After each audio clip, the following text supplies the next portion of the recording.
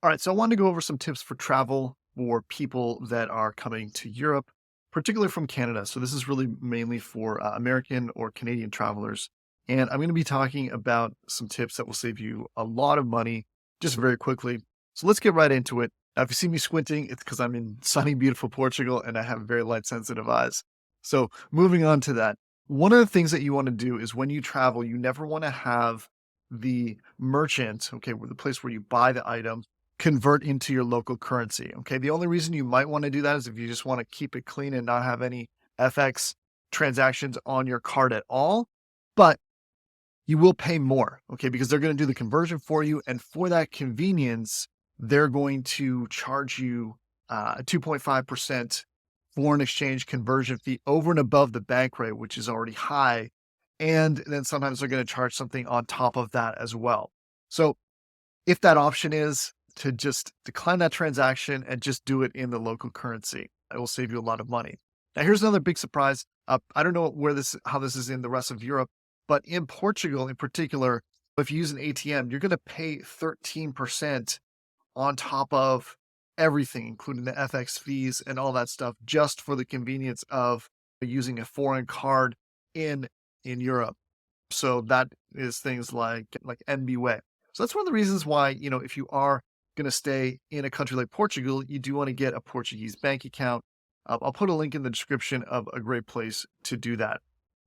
But you want to avoid those at all costs. Now, one of the ways that I did this when I first came to Portugal, because I didn't carry a lot of cash with me, I was used to using the cards and getting the cash back. So one of the things I did was I used the Cohort Card. Okay.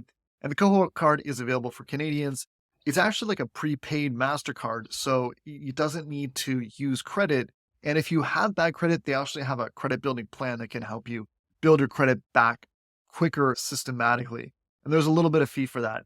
But with this, there's a couple different plans, and I'll get into that. But what they have is they have the ability to have no FX fees. So that means you're going to save that 2.5% off everything right off the top.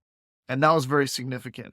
Now they also have, let me just go here. They also have some other plans where you get cashback. So you get cashback on everything, but it may be interesting for you to move up to the extra, the $9 a month, which is what I was on, because you get 2% back on transportation. So transportation includes things like Uber. It also includes things like your airfare. So if you buy your airfare on a card and you move it here to your Cohort Card and then purchase it, you're going to save 2%. You won't save 2%, but you get that back in cash back, which is pretty cool. Now, Coho has great apps as well. So every time you make a purchase, you get an almost instant notification and it will convert it to your local currency. So if you spent €30 on something, it will say you spent 39.71 Canadian or whatever it comes out to be. So that's important as well.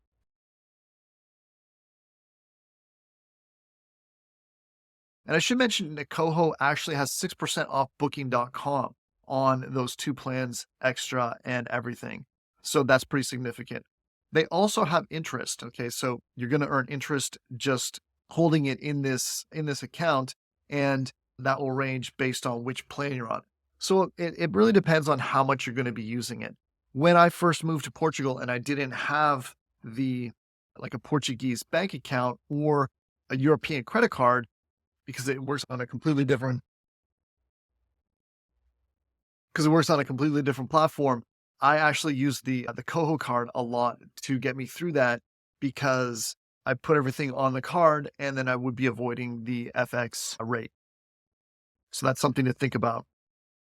In my experience, the Coho was instant to load. Okay. So from something like RBC, it loaded an e-transfer instantly. That's how you load it with an e-transfer. Very easy. And you could do it while you were in line. It's really that easy. So you can also accumulate cashback. And this is one of the things I really like about the Coho card, because it also gamifies your spending. So every time you're spending, even on frivolous things, you can actually do what's called a Roundup and get some cashback for that, right? So if you spend whatever you spend, you're basically putting that into a savings account. You can cash it out to your spendable or put it into one of your savings goals. Coho makes it really nice that you can put the things that you want, goals in little buckets so you can actually save for them.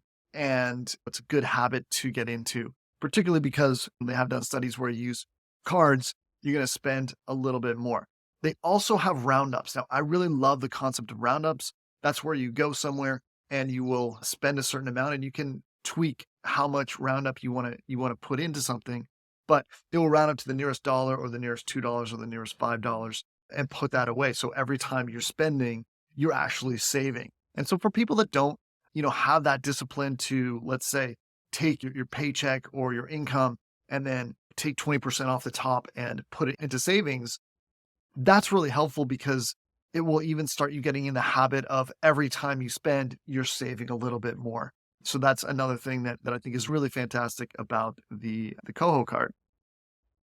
So it's a great app. There's a lot of things going on with it. And here's the Roundups features. Here's the no FX fees. So if you are going to be traveling, think about this just by getting the Coho card, and you can downgrade if you're just traveling for a short amount of time. But being able to put that on a card and being able to have a card like this that's a Mastercard that you can use anywhere and it's flat, that might be important for some digital entrepreneurs if you're into the minimalist thing and the minimalist wallet. There's no bumps on the card, so it is very low profile. And you can also choose which card that you want to have. So you can put your own flavor, put your own look on it. I think it's really cool. In addition to that, you do get $20 just for signing up with the Coho card if you use the link in the description. Anyhow, for expats or travelers, if you are going to Europe, definitely plan this ahead. It doesn't take very long to order your card and get it, but it can save you a very significant amount of FX fees, not only in the airport, but also when you land at your final destination. And as always, you can subscribe. It helps me grow my channel. And if you have any questions about the Coho or you've used it in the past, let me know in the comments. I'd love to know what you think. And let's start a discussion about what color people should buy. Also, check out my other video on the screen right now. This is going to be, if you're into Coho and saving money, this is going to be something that is going to be right up your alley. And check it out right now.